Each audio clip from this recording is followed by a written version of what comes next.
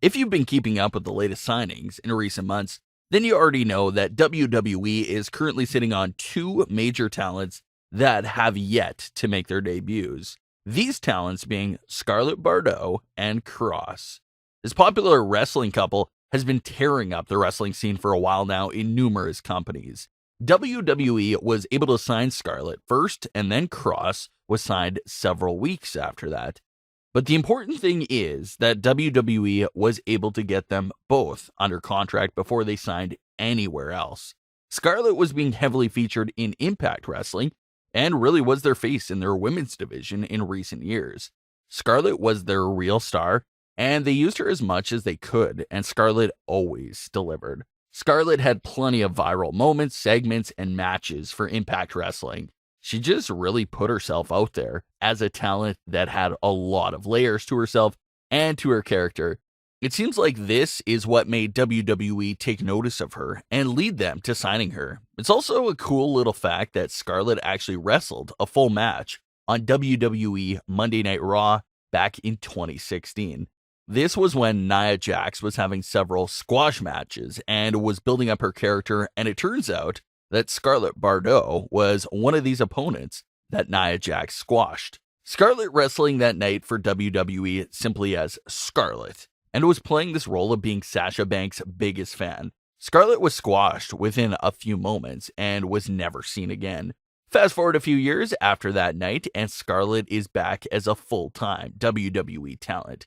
However, since signing several months ago, we're still waiting for Scarlett's debut. Scarlett did make one brief cameo during an NXT episode a few months ago, where she was checking in on one of the superstars that were attacked outside. But that's all we got of Scarlett on WWE television as of this moment. Now, Cross has signed with the WWE, so fans speculate that maybe WWE was holding off Scarlett's debut so that they can debut together. There's some teasers going on in SmackDown that features a ticking clock, and the number one suspects that fans believe could be behind these teasers are Cross and Scarlett. Scarlett even liked a tweet from a fan that seemed to put all the pieces together on how the teasers relate to them. But we'll find out if it really is them behind the teasers in due time. Scarlett and Cross continue to post messages on social media, such as, "You've been warned," and "Time is running out." So that really adds more fuel to them being behind the clock teasers. But in today's video, we'll be coming up with a concept for Scarlett and Cross's debut and seeing if we can make it really impactful. So for this theory, we can keep the ticking clock teasers going as well. Have the clock represent the fact that we're running out of time for whatever or whoever is coming. Besides the clock, we're going to need something else that really starts building up the intensity. So all of a sudden, a WWE crew member is found passed out backstage. He's not responsive and is just completely out of it. You don't want to make it too obvious either, so maybe all of this could be happening over to the side during a regular backstage interview. So a lot of fans won't notice at first, and it'll sort of slip under the radar. Fast forward to the next week, and the clock is running just a bit faster than it was during the previous week. Seems to be that we're really running out of time. In the following weeks after that, we see more and more WWE production crews all going down, and this reoccurring theme seems to be getting stronger. Now, commentators are starting to address it and apologize to fans because they don't know what's been going on over the past few weeks. Another group is found knocked out, and this time, the attackers left a logo and a strange sign next to their downed WWE workers. The note is found by Triple H, and he instantly goes wild backstage, trying to see who's behind this sick joke. So after starting off with the production crew members, the attackers go up a level and now start attacking backstage interviewers and commentators. We see Kayla Braxton now knocked out backstage, and this will be a clear indicator that this guy isn't working alone and possibly has a woman with him who is also doing some of the work. Triple H goes to help Kayla, and by this point, Triple H has had enough of these games. He calls for a lockdown of the arena and to close all exits. No one is getting in or out. Triple H is making his rounds, checking in on all of the exits to see if any of the security guards have found anyone. but no one is found. Triple H walks by one of the steel gates and sees it partially open with some security guards knocked out.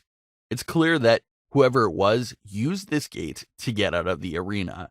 Triple H turns around and we see their logo once again on the wall, along with the words, "See you soon." The show ends with a concerned Triple H looking at the wall and the guards. It's a nice little cliffhanger that leaves the viewer hooked to come back the following week to see what's revealed next. We pick back up the following week on Raw the same way we left it last week. Everyone is still in total panic and in lockdown. Triple H brings in even more forces to protect the arena and says that the show must go on. So Raw goes on as usual. Throughout the show, we see more and more of the ticking clock, and finally, after weeks of seeing it, the clock finally stops. It looks like whoever's behind this is finally showing up. Main event time. Triple H comes out with max security watching every corner. Triple H grabs a mic and tells whoever's behind this to come out right now and tell him what they want. Triple H doesn't want any more innocent people to get hurt from this. The clock interrupts Triple H on the big screen and once again stops ticking. The lights go out and majority of the security gets taken out again. The remaining few guards all run off after seeing what happened to the others, leaving Triple H all by himself in the middle of the ring. It's finally time for the reveal. We hear the music hit, and we see 4 masked individuals slowly approach Triple H in the ring. Now, originally, this was going to be just Scarlett and Cross, but considering that they did take out so many people, you can add 2 other members to the group to just make it more believable that they took out that many people. They all step foot in the ring and Triple H continues to question them and what they want. But it's clear that they aren't here to talk. Cross and Scarlett point to Triple H and give instructions to the other 2 attackers to attack Triple H. They take Triple H out in the middle of the ring while Cross and Scarlett pull down their face masks and celebrate with a kiss while standing over Triple H. Now, this will lead to Cross versus Triple H, and we really want to establish Cross, so he'll defeat Triple H without any help from Scarlett or the other members of the group. From there, Scarlett would also get a big one-on-one match for herself, so they'll all be well established on their own. Have Cross as WWE champion, Scarlett as women's champion, and the other 2 members as the tag team champions. And you could have something special here with this group.